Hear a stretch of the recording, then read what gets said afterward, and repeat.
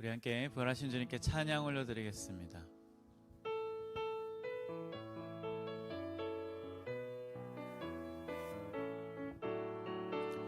주 하나님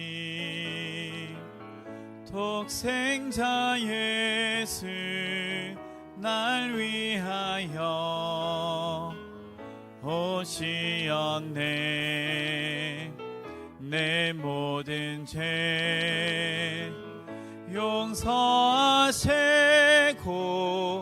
죽음에서 부활하신 나의 구세주 살아계신 주 나의 참된 소망 걱정 근심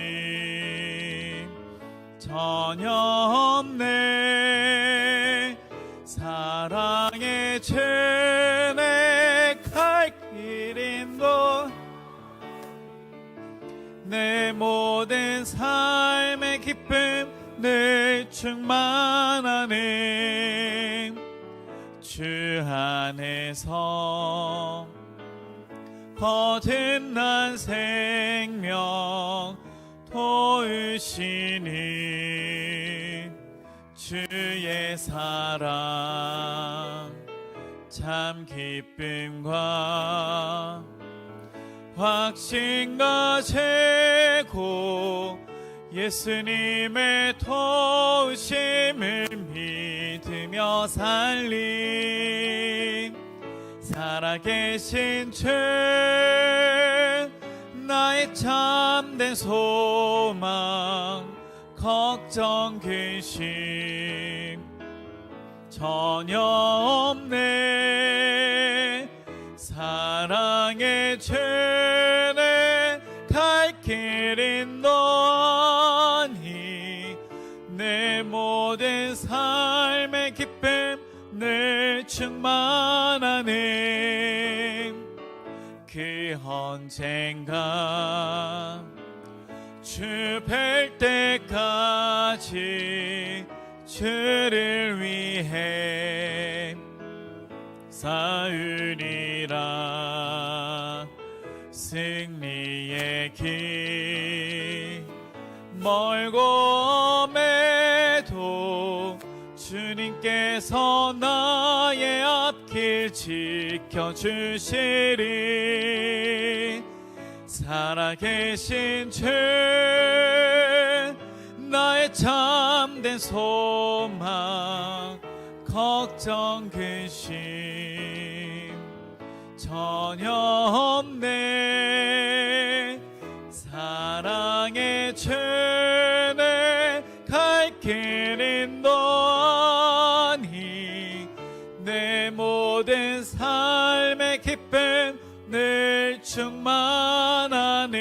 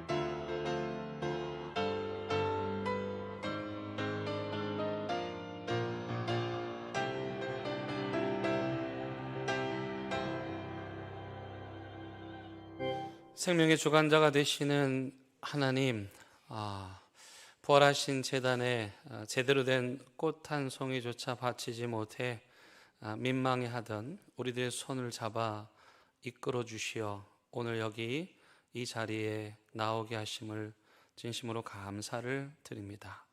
이 시간 우리 마음 가운데 어둠과 죄악과 그늘진 모든 것들은 예수 그리스도 부활의 생명의 빛으로 다 물러가게 하시고 그 부활의 생명을 머금은 기쁨과 감격과 감사로 오직 성삼위 하나님만을 온전하게 예배하게 하시기를 예수 그리스도의 이름으로 간절히 기원드립니다. 아멘.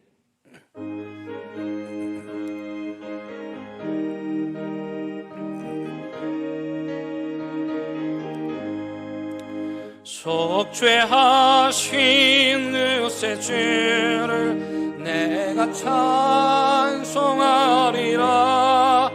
내게 자유 주시려고 주가 고난 당했네. 크신 사랑 찬양하리. 나의 죄 사려고 십자가에 죽임 당한 나의 주 찬양하리. 내가 구원받은 증거 기뻐 전파하리라. 내 죄 모두 담당한 주의 사랑 계셔라. 계신 사랑 찬양하리. 나의 죄 사려고 십자가에 죽임 당한 나의 죄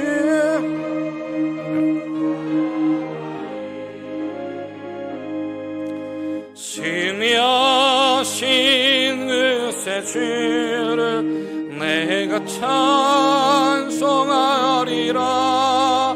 죄와 죽음 지옥 권세 주가 모두 이겨내.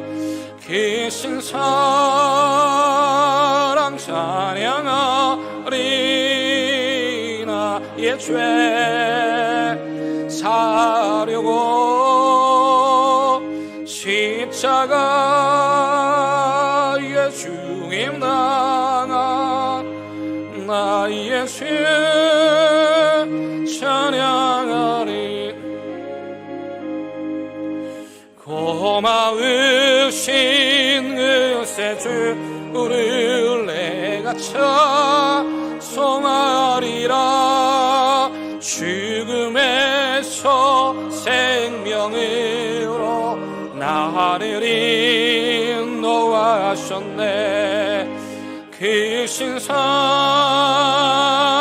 찬양하리. 나의 죄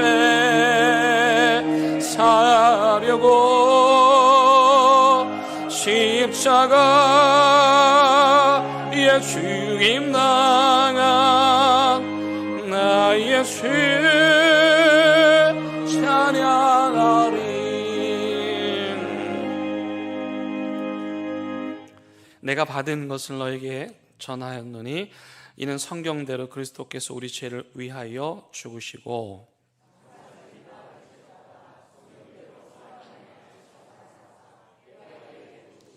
후에 12 제자에게와 그 후에 500의 형제에게 일시에 보이셨나니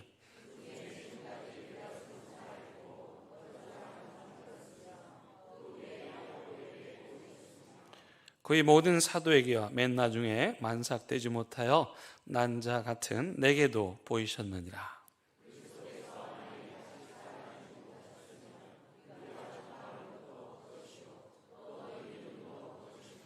만일 그리스도 안에서 우리가 바라는 것이 다만 이 세상의 삶뿐이면 모든 사람 가운데 우리가 더욱 불쌍한 자이리라.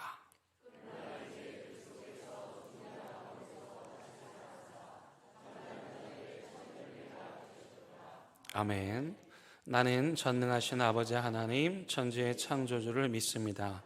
나는 그의 유일하신 아들 우리 주 예수 그리스도를 믿습니다.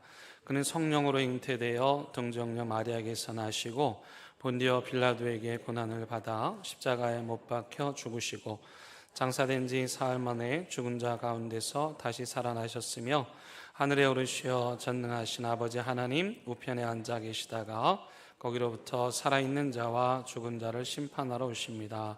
나는 성령을 믿으며 거룩한 공교회와 성도의 교제와 죄를 용서받는 것과 몸의 부활과 영생을 믿습니다.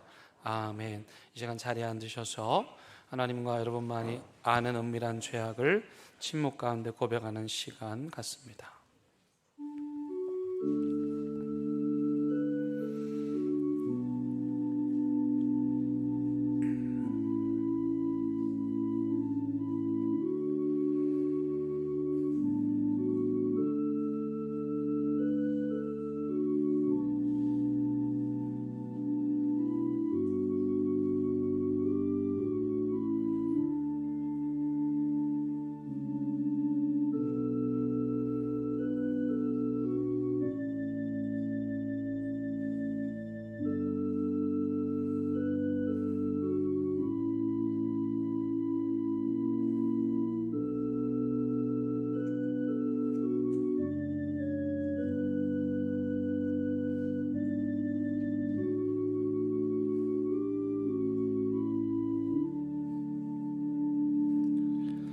여기 진심으로 참여한 자들을 향한 하나님의 위로와 용서의 말씀이 있습니다. 예수께서 대답하여 이르시되 10사람이 다 깨끗함을 받지 아니하였느냐? 그 9은 어디 있느냐? 이 이방인 외에는 하나님께 영광을 돌리러 돌아온 자가 없느냐 하시고 그에게 이르시되 일어나 가라, 내 믿음이 너를 구원하였느니라 하시더라. 아멘.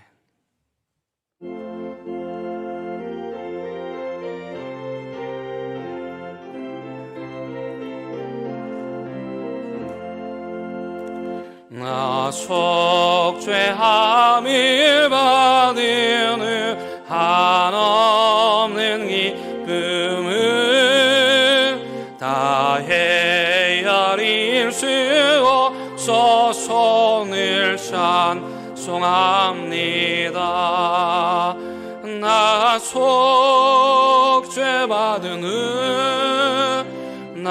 속죄받으는 주를 찬미하겠네. 나 속죄받으는 주의 이름 찬미하겠네. 나 속죄함을 받는 내 마음이 새로워 주 뜻을 실행하면서 죄길을 버리네. 나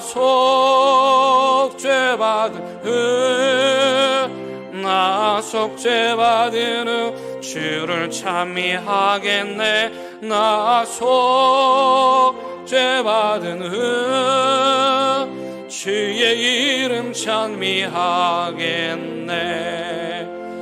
나 속죄함을 받는 성령이 오셔서 하나님 자녀 된 것을 곧 증언합니다. 나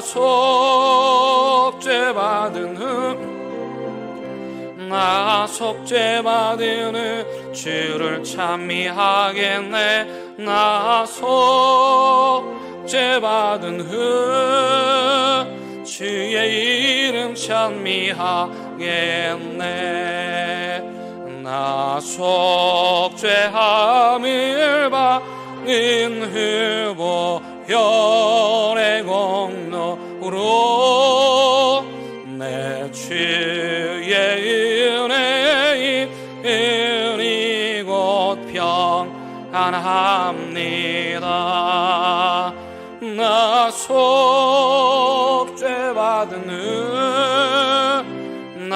속죄받으는 주를 찬미하겠네. 나 속죄받으는 주의 이름 찬미하겠네.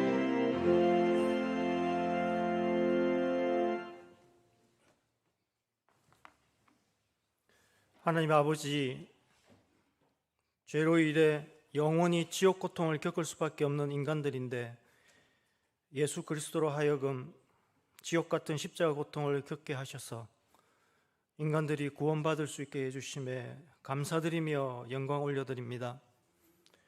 지난 한 주간 동안에도 믿음의 힘과 믿음의 고난 사이에서 균형을 찾기 위해 애쓰며 발버둥치며 지낼 때에 우리가 삶의 길을 잘 걸을 수 있도록 은혜 베풀어 주신 하나님께 감사드립니다. 정말 잔인한 전쟁의 고통, 지진의 고통, 경제몰락의 고통, 엄청난 범죄의 고통 등은 그나마 우리나라가 겪지 않으며 살게 해 주심에도 감사드립니다.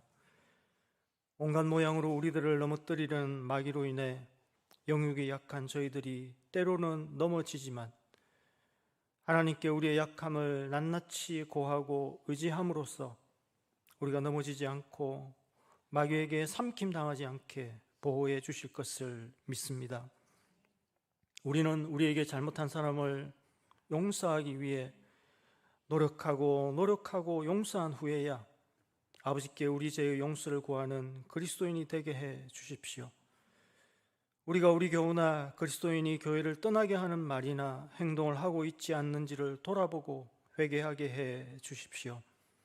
성경 말씀을 읽으며 밑줄을 긋고 중요하게 여긴다면 우리 실제 삶의 현장에서 또 먼저 교회 안에 생활에서부터라도 밑줄 그은 그대로 행할 수 있는 힘을 부어 주십시오. 듣고 읽고 깨달은 말씀의 행함이 생활 속에 드러나지 않는다면 그리스도의 십자가의 생을 헛되게 하는 것이며 울리는 꽹과리일 뿐임을 항상 경계하며 그리스도인답게 행하며 살도록 힘을 부어 주십시오. 이 땅에서 받는 복보다 더 크고 영원한 하늘의 복을 생각하며 그리스도인이기 때문에 더 겪게 되는 이 땅의 어려움, 억울함들을 견디고 이길 수 있게 도와주십시오. 우리 교회가 교회 사명을 더 잘 행하도록 인도해 주시고 사명 행하는 데에 필요한 여러 은혜도 풍족히 내려주셔서 우리 교회가 하나님께서 바라시는 교회의 모습에 더 가까워지게 인도해 주십시오. 하나님, 국회의원 선거를 통해 여당이든 야당이든 선출된 국회의원들은 문제를 해결하고 필요한 일이 이루어지도록 하기 위해 서로 이야기하고 들으며 협력하고 다른 이의 성과는 인정하고 자신의 실수나 오류는 사과하고 반성하며 의정활동을 해서 국민들이 걱정하지 않는 국회를 만들어갈 수 있도록 그들을 깨우쳐 주십시오. 사랑하는 사람들이 쇠약해지는 것을 어쩌지 못하는 안타까운 마음들과 사랑하는 사람과 죽음으로 이별하며 슬프고 허전한 마음들을 위로해 주시고 견딜 힘을 주십시오. 생활 속에서 가정이나 직장이나 사업장의 정말 해결하기 어려운 문제들을 붙잡고 고민하며 기도하며 노력하는 이들을 하나님께서 위로해 주시고 힘을 부어 주십시오. 정말 이 아름다운 봄날, 날씨가 좋은 이 봄날에도 예배당에 모여 예배하는 모든 이들과 여러 모양으로 예배 위에 봉사하는 이들과 모든 교육자들에게 하나님의 은혜를 필요한 대로 베풀어 주십시오. 군복무나 직장이나 학업이나 선교를 위해 국내에 타지에 있는 우리 교우들을 기억해 주셔서 그들을 지켜주시고 인도해 주십시오. 질병으로 힘든 상황에 있는 우리 교우들을 긍휼히 여기셔서 그 고통의 부르짖음에 귀 기울여 주시고 그 질병 고통을 견딜 수 있는 힘, 이길 수 있는 힘을 부어 주십시오. 치유도 목숨도 다 하나님께 맡기고 순종할 때에 은혜 베풀어 주시기를 간절히 원합니다. 이 시간 예배드리며 저희들이 찬송하며 말씀 들으며 예배 모든 순서에서 하나님의 뜻을 바르게 깨닫도록 성령께서 우리 모두를 붙잡아 주십시오. 이 모든 말씀 예수 그리스도 이름으로 기도합니다. 아멘.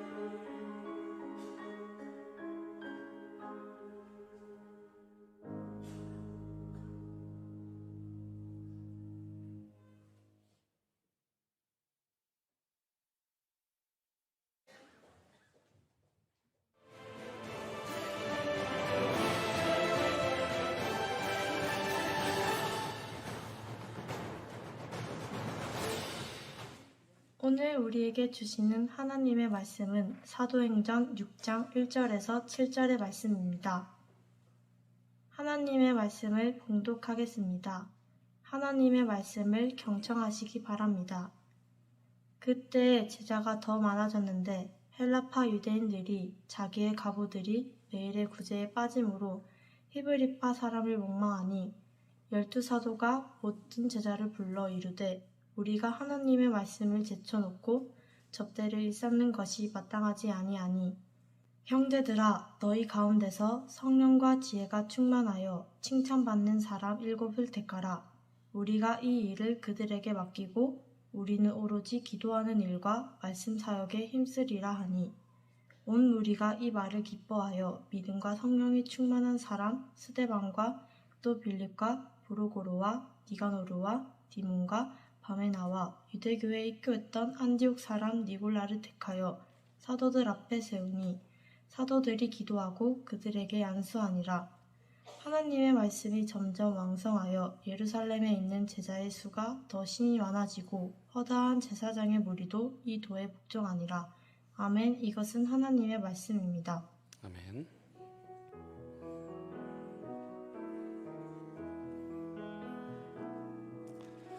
이 말씀 따라 사는 동안 지치지 않게 하시고 이 말씀 따라 사는 동안 주님 나라 이루소서.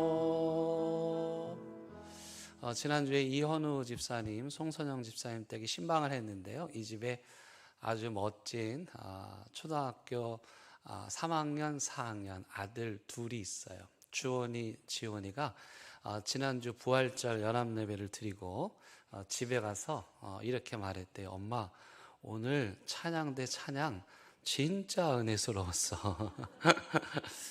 초등학교 3학년, 4학년도 아는 거죠. 우리 연합찬양대원분들이 정말 수고를 많이 하셔서 하나님 부활하신 우리 예수 그리스도를 찬양하려고 하는 그 노력이 이렇게 아름답게 결실을 맺게 되어서 참 감사합니다. 여러분, 그런데요, 교회 안에서는 이런 좋은 일들이 좋게만 끝나진 않습니다. 어떤 때는 이 좋은 일들이 문제를 일으키는 경우도 있어요.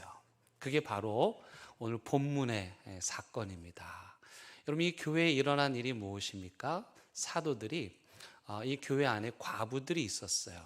여러분, 성경에서 과부라는 단어를 읽으면 그분들이 실제 과부이기도 하지만 그 시대에는 요즘으로 말하면 돌봄 대상, 계층, 그런 특정 용어라고 이해하시면 되겠어요.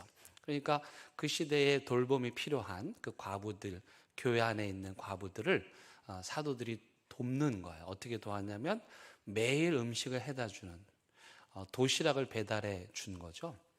여러분, 어려운 사람들에게 교회가 도시락을 준비해서 나눠주는 일이 잘못된 일입니까? 얼마나 귀하고 좋은 일이에요.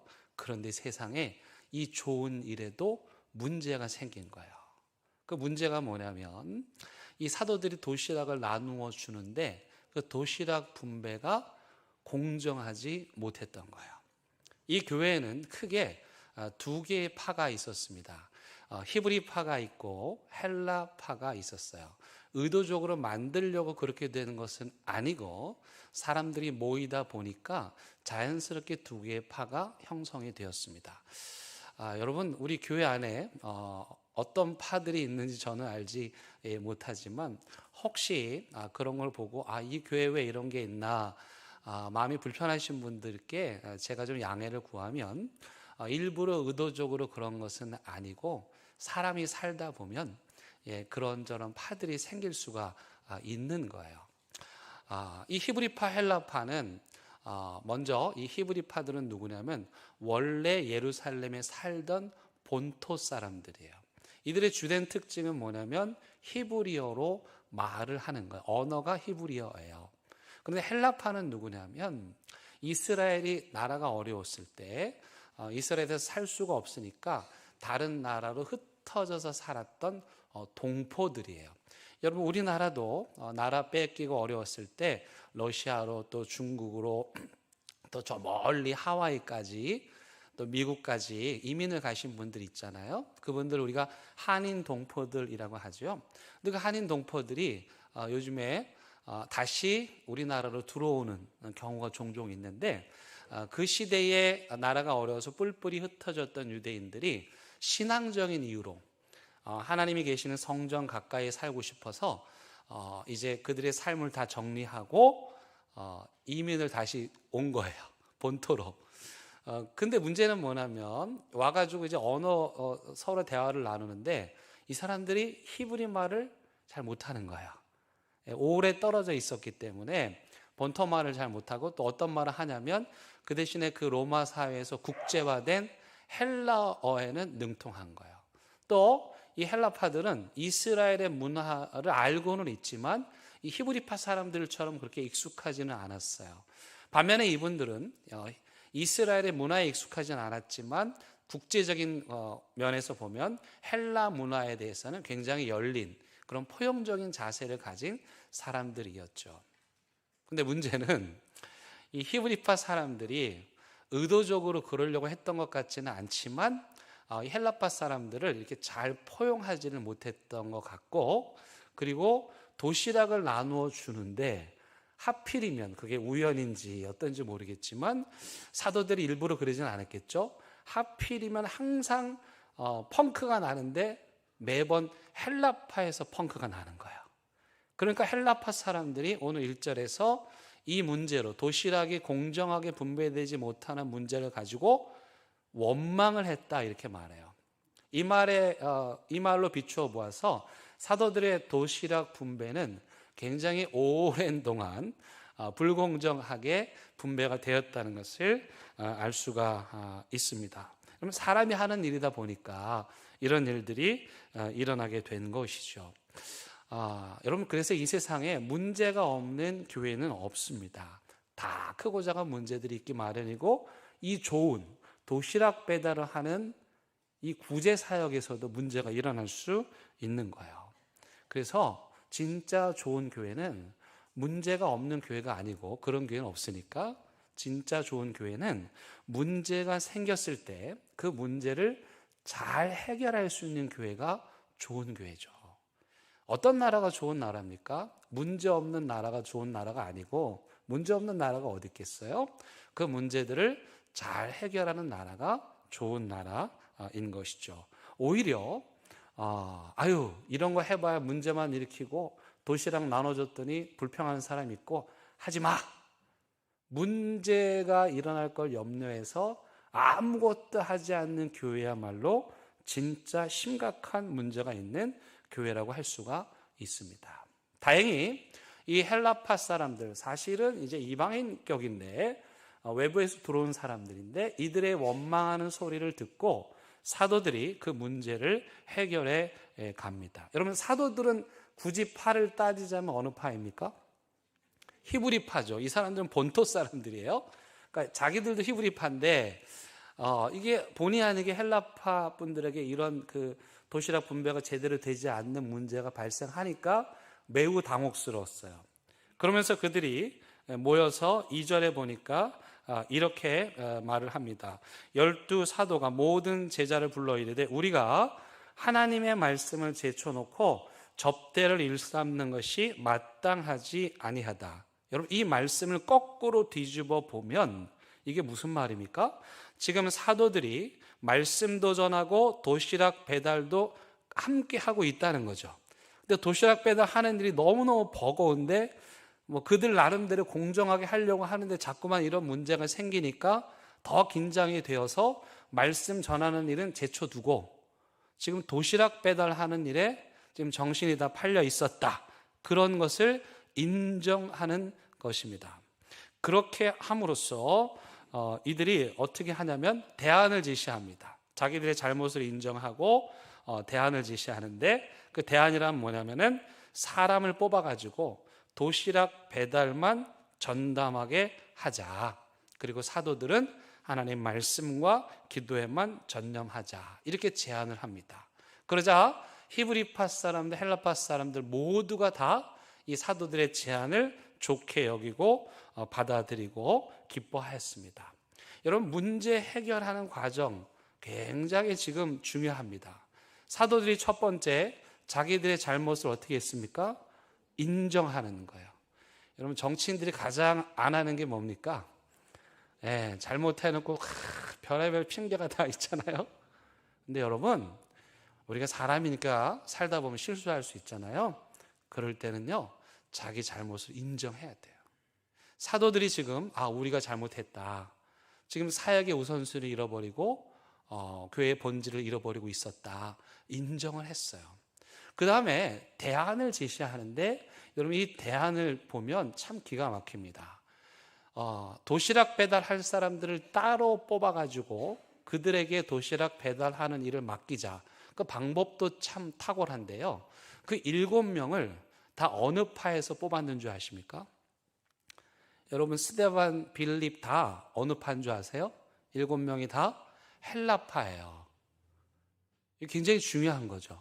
사도들은 어느 파예요? 히브리파예요.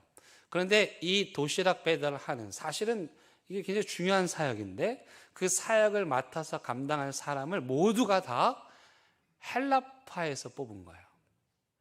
여러분 이게 공정의 기준에서 보면 이게 공정합니까? 공정하지 않습니까? 히브리파도 있고 헬라파도 있으면 어떻게 해야 돼요? 3대 3이나 4대 3으로 뽑아야 공정하다죠. 여러분 그런데요, 그런 식의 공정은 그야말로 형식만 갖춘 공정인 거예요. 지금 이 교회의 다수가 히브리파고 사도들도 히브리파였기 때문에 이 사도들은 의도적으로 이 일들을 할 수 있는 사람들을 다 헬라파에서 선출하도록 함으로써 헬라파 사람들을 배려한 거예요. 근데 이렇게 하면 또 어떤 문제가 생기죠? 히브리파 사람들이 들고 일어나겠죠. 아이 목사님 왜 헬라파 편만 드십니까? 이렇게 될 거 아니에요?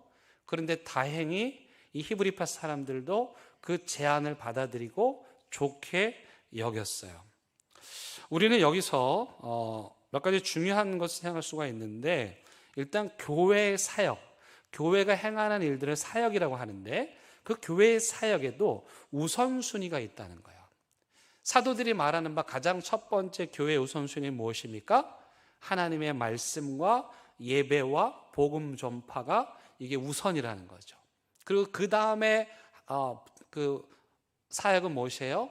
도시락을 나눠주고 구제하고 봉사하고 이런 일들이라는 거예요. 근데 여러분 문제는 이 교회 안에서 이 두 가지 사역, 본질적인 영적인 사역과 이렇게 봉사하는 사역을 깔끔하게 구분하기가 참 쉽지가 않습니다.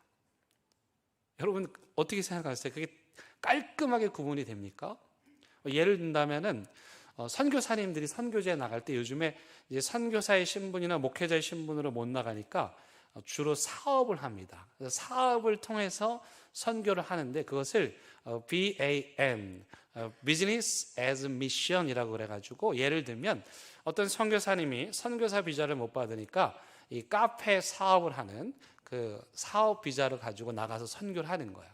거기 그러면 어떻게 해야 돼요? 사업을 해서 성과를 내야 되죠. 커피를 팔아야 됩니다. 카페를 운영해야 되죠. 그러다 보면 이분이 내가 지금 카페 주인인지 사업가인지 선교사인지 이게 잘 구분이 안 되고 혼동스러운 거야. 그래서 거기 죽이기 전도가 되는 일들이 종종 일어난단 말이에요. 근데 여러분 보세요. 오늘 이 7명은 뭐 하라고 뽑았습니까? 도시락 배달하라고 뽑았어요. 그러면 우리가 만약에 우리 교회에서 우리 교회 도시락, 우리 동네 어르신들에게 도시락 배달할 분들 뽑읍시다. 자, 기준을 정합시다. 첫 번째 기준 뭐겠어요? 요리 좀 할 줄 알아야죠. 주방 가가지고 요리를 한다. 2번 어떻게 해요? 아주 솜씨가 있게 도시락을 잘 예쁘게 싼다. 3번 배달해야 되니까 뭐 운전면허증이 있어야 된다. 뭐 좀 무거우니까 힘도 좀 세야 된다. 여러분 이 정도 기준이면 되겠죠?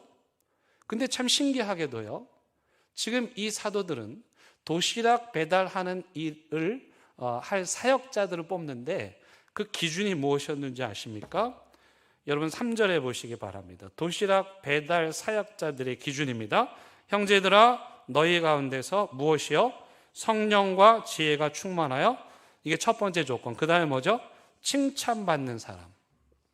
아니 무슨 도시락 배달을 하는데 성령 충만할 필요 있습니까 여러분? 그렇습니까? 교회에서 주방 봉사하는데 성령 충만할 필요 있습니까? 어떻게 생각하세요? 교회에서 주차장 봉사하는데 성령 충만할 필요 있습니까? 아니 뭐 주차 봉사 이렇게 하면 되는 거지 뭐 성령 충만할 필요가 있어요. 맞습니까? 놀라운 사실은 지금 사도들은 도시락 배달하는 사람들을 뽑는데 그 기준이 성령 충만이었어요. 왜일까요? 교회의 일은 세상의 기준과 가치에 따라서 하는 게 아니라는 거예요. 세상에서 아무리 똑똑하고 박사고 교수고 학위를 갖고 있어도 그렇다고 해서 그 사람이 교회 일꾼이 되어서는 안 된다는 거예요. 왜냐하면 교회의 직분은, 교회의 일꾼은 하나님의 마음에 합하게 하나님을 위해서 일하는 직분이기 때문입니다. 오히려 하나님의 성령에 충만하지 않고 내가 세상에서 이런 자격증이 있고 이런 지식이 있고 이런 지위가 있으니까 내가 잘합니다. 그런 사람들이 직분을 맡으면 어떻게 됩니까? 자기 마음대로 하죠. 자기 지식대로 합니다. 교만하게 하는 거죠. 하나님을 생각하지 않아요. 교회의 덕을 생각하지 않아요. 출애굽기에 보면은 성막을 만든 건축가들이 있습니다. 그들은 당대 뛰어난 최고의 건축가, 요즘으로 말하면 대학 교수님 정도 되는 부살렐과 오홀리압이죠. 그런데 하나님께서 그들을 부르셨을 때 첫 번째 조건이 뭐였냐면은 성령에 충만한 거였어요. 성령에 충만하다는 말은 무슨 뜻이냐면 하나님의 말씀에 순종할 수 있느냐는 거예요. 근데 만약에 부살렐과 오홀리압이 하나님이 성막을 이렇게 만들어라 그랬는데 제가 볼 때는 이건 공법에 맞지가 않습니다. 제가 볼 때 이건 시대에 뒤처집니다. 이렇게 말할 수 있죠. 왜? 전문가니까요. 근데 부살렐과 오홀리압은 자기가 최고의 지식을 가진 교수고 전문가였음에도 불구하고 하나님의 일을 할 때는 어떻게 해요?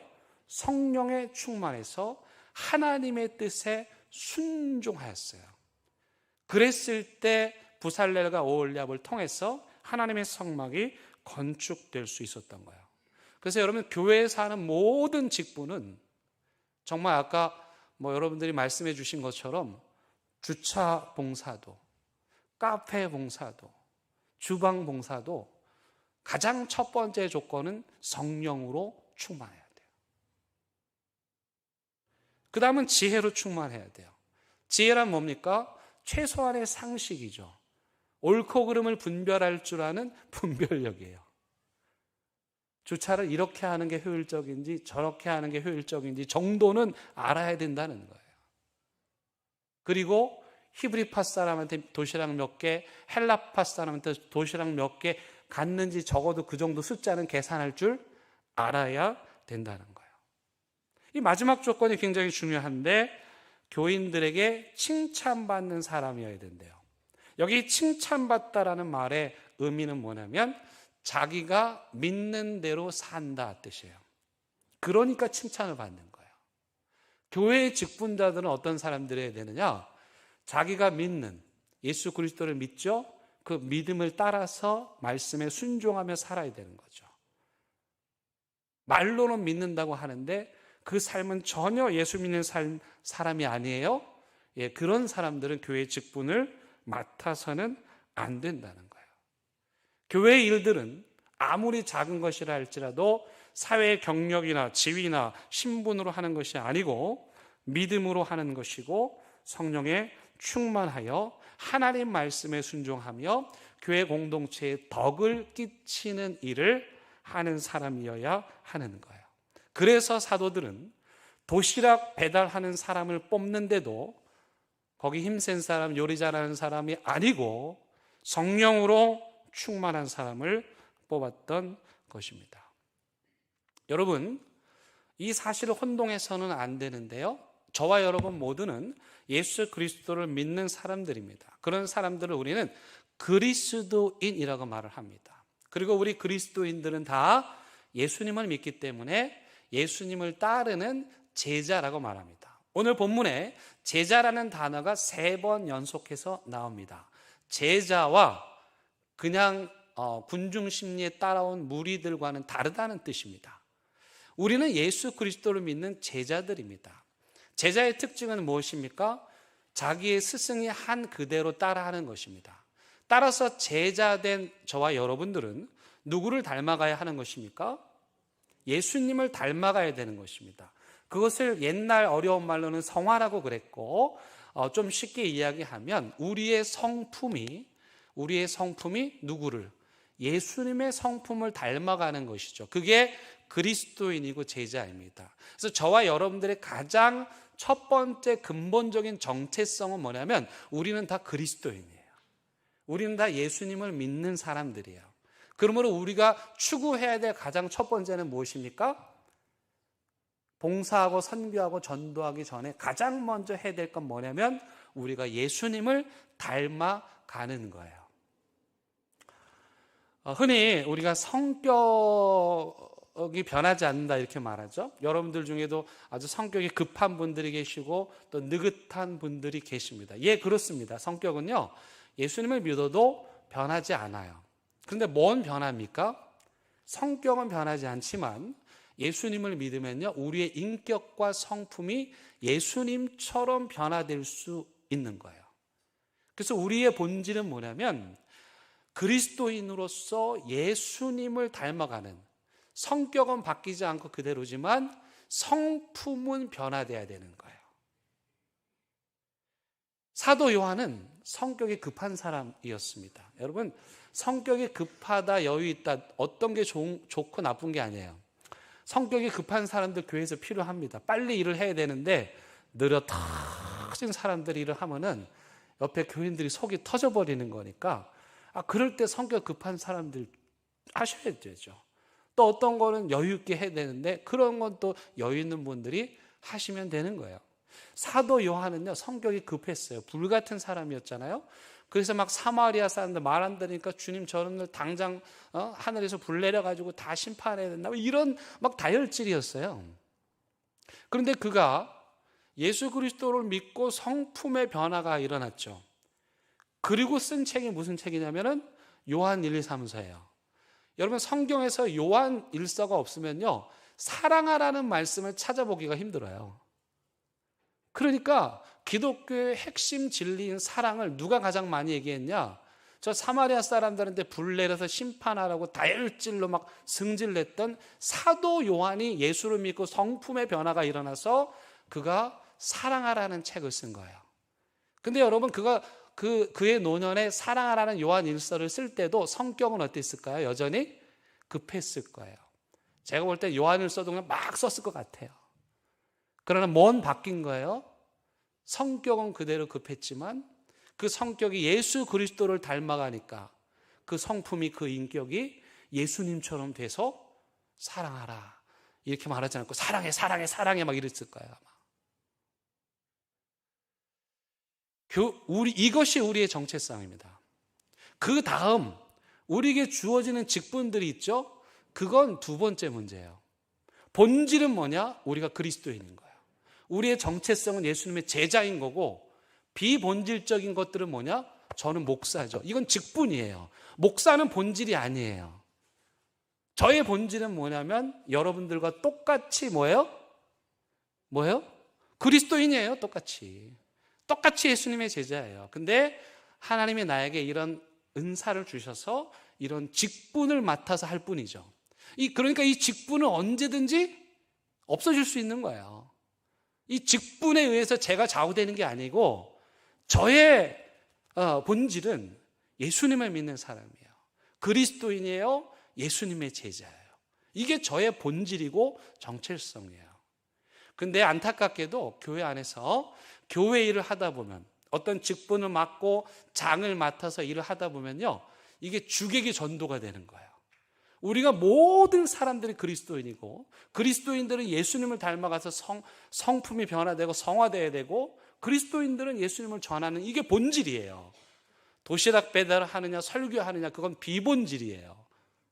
근데 이런 일을 하다 보면은 본질을 잃어버리는 거예요. 여러분, 제가 군대 얘기 한 번 더 군대 얘기 말씀을 드리면은, 그럼 지금 먹는 걸 나눠주는 것 때문에 문제가 생겼잖아요. 그래서 군대에서 이런 말이 있어요. 작전에 실패한 지휘관은 용서받을 수 있어도 배식에 실패한 지휘관은 용서받지 못한다. 이게 밥 먹는 문제가 그렇게 중요한 거예요. 근데 지금 이 문제가 지금 발생을 했는데, 근데 여러분, 사도들이 일곱 명을 임명해서 이 사람들이 도시락 배달하잖아요. 근데 여러분, 도시락을 나누어 주는 이 일도 좀 하다 보면 어떻게 될까요? 이게 마치 내 도시락 나누어 주는 것 같은, 어깨가 이렇게 올라가고 그러한 일들이 생길 수가 있어요. 여러분, 제가 군대에서, 저는 좀 끝발 있는 부대에서 그 군대 생활을 했습니다. 여러분, 모든 군인들, 육군, 해군, 공군, 모든 군인들의 사명 뭡니까? 전쟁에 나가서 싸우는 거죠. 모든 군인들의 정체성은 뭐예요? 전쟁에 나가면 싸우는 거예요. 그게 본질이에요. 근데 군인들이 다 같진 않아요. 여러 직군이 있고 보직이 있고 다 달라요. 근데 저희 부대는 뭐 하는 부대였냐면은 그 예하 부대에 필요한 보급품을 나눠주는 부대였어요. 우리가 나눠준 게 뭐 먹을 것부터 시작해가지고 입는 거에서 부대에 모든 필요한 걸 다 나눠주는 거예요. 근데 그게 우리 거예요, 나라 거예요? 나라 거 나눠주는데요, 세상에 우리 보급부대 원들은 간부에서부터 사병까지 다 어깨가 이렇게 올라가 있어요. 그리고 지금은 김영란법이 있어서 그렇게 못할 텐데요, 그분들이 물건 받으러 올 때 꼭 음료수 사가지고 왔어요. 저도 좀 얻어 먹었습니다. 죄송합니다. 예. 심지어 물건을 받아가기로 해서 전표를 주면 창고에서 나눠주는데, 창고에서 물건 나눠주는 병사들도 예하부대 간부들 보기를 아래 사람 보듯이 해요. 똑같은 군인인데 자기들이 나눠주는 일을 하다 보니까 어깨가 이렇게 올라가가지고 갑질을 하는 거예요. 여러분, 이들의 본질은 다 뭐죠? 군인이에요. 군인의 본질은 뭐예요? 전쟁 나면 싸우는 거예요. 근데 보급부대 사람들 총을 못 쏴요. 훈련을 안 해가지고. 예.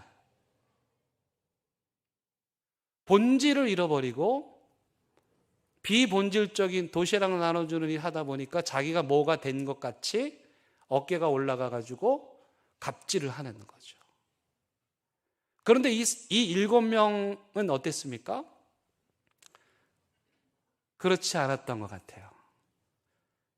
도시락을 나눠주면서도 정말 겸손한 마음으로 모든 사람들에게 공평하게 일을 잘 처리했고, 그래서 그 이후로 이것이 다시 문제가 되지 않았답니다. 중요한 건 여러분, 이 7명의 사람들을 흔히 보통 뭐라고 부릅니까? 우리가 집사라고 부르는데, 이 본문 안에 집사라는 단어가 나옵니까? 예, 어떻게 아셨어요? 예, 안 나옵니다. 이 본문 안에. 이 7사람이라고 말하지 집사라는 말이 없어요. 나중에 사도행전 21장 8절에 가서야 이 사람들을 집사라고 불렀다는 것을 알게 돼요. 왜입니까? 교회 안에서 그렇게 봉사하는 일을 하는 사람들, 그 사람들을 따로 구분하여 집사로 부른 거죠. 근데 그거는 후대의 일이에요. 지금 이 시대에는 말씀을 전하는 사도나 도시락 배달을 하는 이 7사람이나 큰 차이가 없었어요. 예를 들어 볼까요? 그 중에 한 명이 스데반 집사인데, 제가 그냥 집사로 부를게요.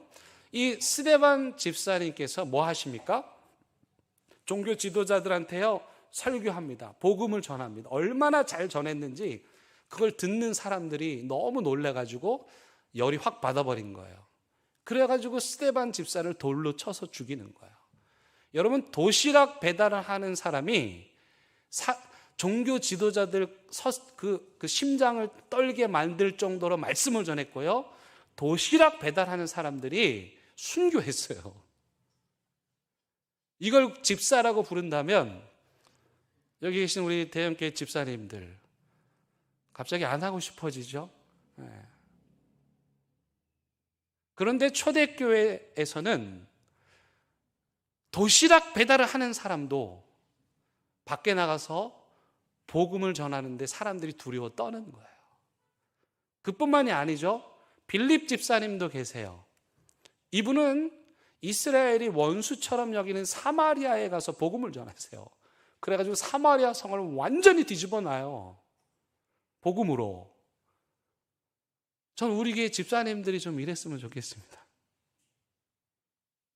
갑자기 부담이 되십니까? 네. 근데 중요한 것은 여기 집사라는 호칭이 오늘날의 집사는 아니고 모든 직분자로 해석할 수 있어요. 이 집사라는 말은 영어로 디컨인데 헬라어의 디아코노스에서 왔어요. 이 디아코노스는 무슨 말이냐면 봉사하다 그런 뜻이에요. 그러므로 저도 그런 의미에서 이 본문에 의하면 집사예요. 말씀으로 봉사하는 집사예요. 찬양대로 봉사하는 집사인 거예요. 예배 안내, 헌금 안내로 봉사하는 집사인 거예요. 따라서 교회 일의 가장 기본적인 본질은 그가 무슨 일을 하든지 도시락 배달을 하든 설교를 하든 가장 기본은 뭡니까? 예수 그리스도의 참된 제자가 되는 거죠. 신실한 하나님의 자녀들이 되는 거예요. 그렇게 했더니 교회에 어떤 일이 일어났습니까? 여러분 이건 같이 한번 읽겠습니다. 7절 말씀, 마지막 7절 말씀 시작. 하나님의 말씀이 점점 왕성하여 예루살렘에 있는 제자의 수가 더 심히 많아지고 허다한 제사장의 무리도 이 도에 복종하니라. 여기 어떤 숫자가 많아졌대요? 제자의 숫자가 많아졌대요. 그냥 호기심에 관심에 이끌려서 군중처럼 온 사람들이 는 게 아니고 예수님을 따르고 예수님처럼 성품의 변화를 일으키는 참된 그리스도인들, 예수님의 제자들이 늘어났고 그 다음에 여기 제사장의 무리들조차도 이들로 인해서 예수를 믿게 되었대요. 오늘로 말하면 이 제사장은 어떤 사람들이냐면은 우리 동네 무속인들 또는 그 사찰의 주지스님들이에요. 여러분 그 사람들이 예수님을 믿었다니까 엄청난 놀라운 변화가 아닙니까? 어떻게 했을 때요?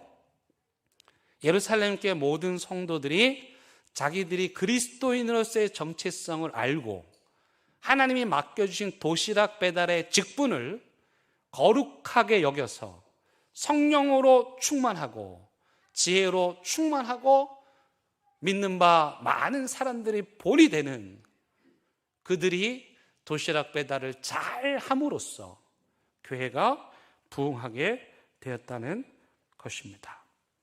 사랑하는 대형교회 성도 여러분, 우리 교회도 올 한 해 이런 일들이 일어날 수 있기를 바랍니다. 여러분 아직 교회를 위해서 하나님 나라 위해서 봉사하지 않는 분들 계시다면 오늘 말씀을 듣고 여러분 봉사하셨으면 좋겠어요. 찬양대회도 더 많은 대원이 필요합니다. 또 우리 카페 봉사도 있고요. 또 우리 교사 선생님들 봉사도 있고 다양한 분야에 봉사하실 일들이 참 많아요.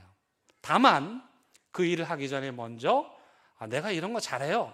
나 밖에서 전문가예요.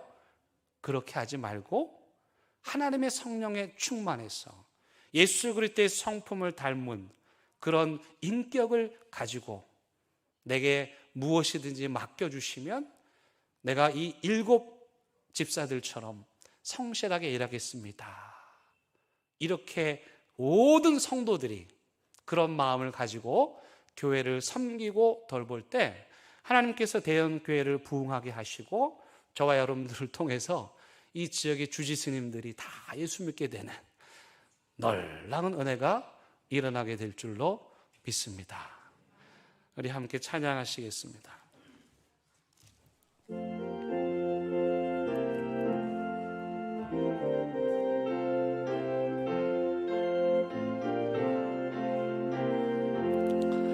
예수 따라가며 복음 순종하면 우리 행할 길 완하겠네. 주를 의지하며 순종하는 자를 주가 늘 함께 하시니라.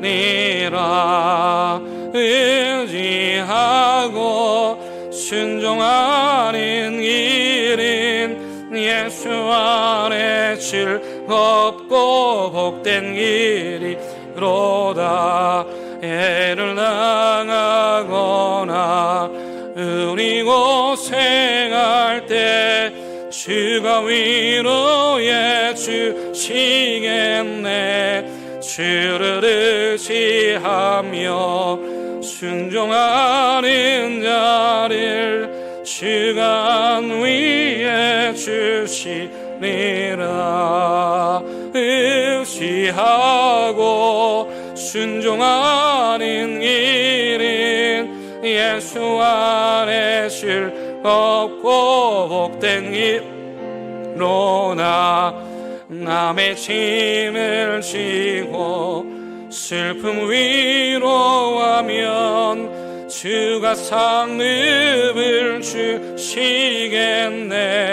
주를 의지하며 순종하는 자를 항상 복내려 주시리라.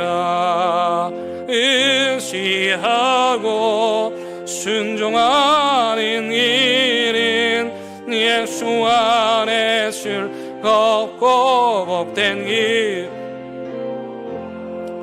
우리 받은 것을 주께 다 드리면 우리 기쁨이 넘치겠네.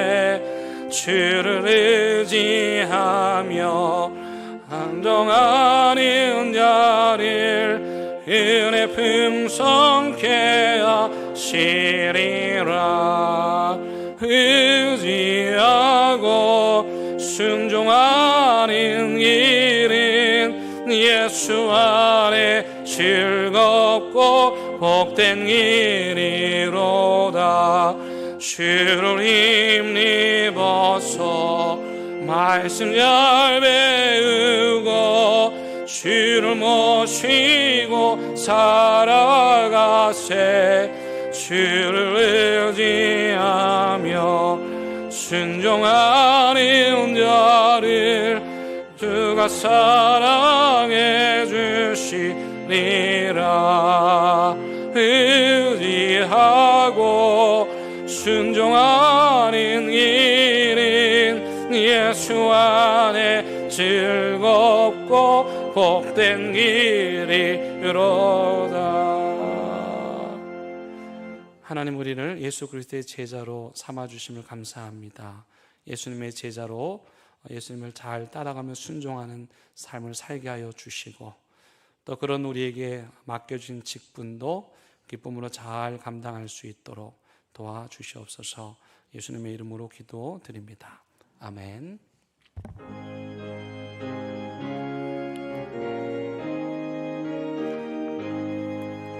진리와 생명 되신 주의 몸을 바치옵니다.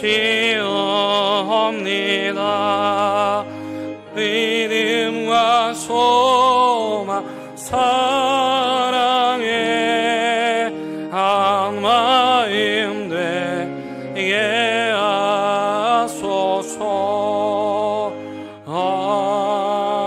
아멘. 하나님, 이 시간 하나님 앞에 귀한 예물 올려 드립니다. 주님께서 주신 것들 중에 가장 값지고 귀한 것 구별하여 드리오니 하나님 기뻐 받아주시고, 드리는 이들의 믿음과 삶 위에 하나님 복을 내려주셔서 이 땅에 살아가는 동안 필요한 모든 것들 넉넉하고 풍성하게 채워주시옵소서. 부족한 저희들에게 사명을 맡겨주셨사오니 그 사명 성령의 충만함으로 겸손함으로 예수 그리스도의 인격으로 잘 감당하게 하셔서 이 교회와 하나님의 나라가 날로 날로 우리를 통해서 번창하게 하여 주옵소서. 예수님 이름으로 기도드립니다. 아멘. 함께 인사 나누시겠습니다. 잘 오셨습니다. 반갑습니다. 환영합니다. 오늘 우리 교회에 참여해 주시고 방문해 주신 분들 감사드립니다. 여러분의 믿음의 여정 하나님께서 인도해 주시기 바라고, 우리 대형교회가 여러분들에게 도움이 될 수 있으면 좋겠습니다. 우리 김말랑 권사님, 백도조 집사님 성경 일독 축하드립니다. 우리 큰 박수로 함께 하겠습니다. 그래서 지난주에 많은 분들이 등록해 주셨는데요. 3대가, 할아버지, 손자까지 3대가 등록하셨고, 또 새 자녀를 두신 분도 등록을 하셨습니다. 우리 큰 박수로 환영하도록 하겠습니다. 예, 저는 이번 한 주간 동안 교회를 위하여서 금식하는 기도 주간 가지려고 합니다. 여러분도 함께 한 마음으로 기도해 주시기를 바라겠습니다. 다 함께 일어나셔서 결단의 찬양 부르시겠습니다.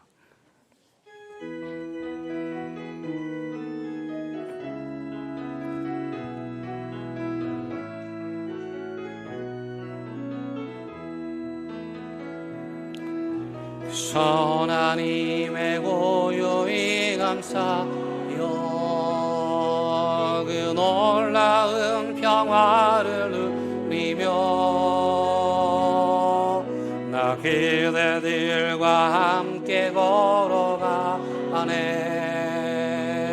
나 그대들과 희망을 여네 지나간 아픔과 고통의 날이 무겁게 내 영혼 짓눌러도 주여 우리 외면치 마시고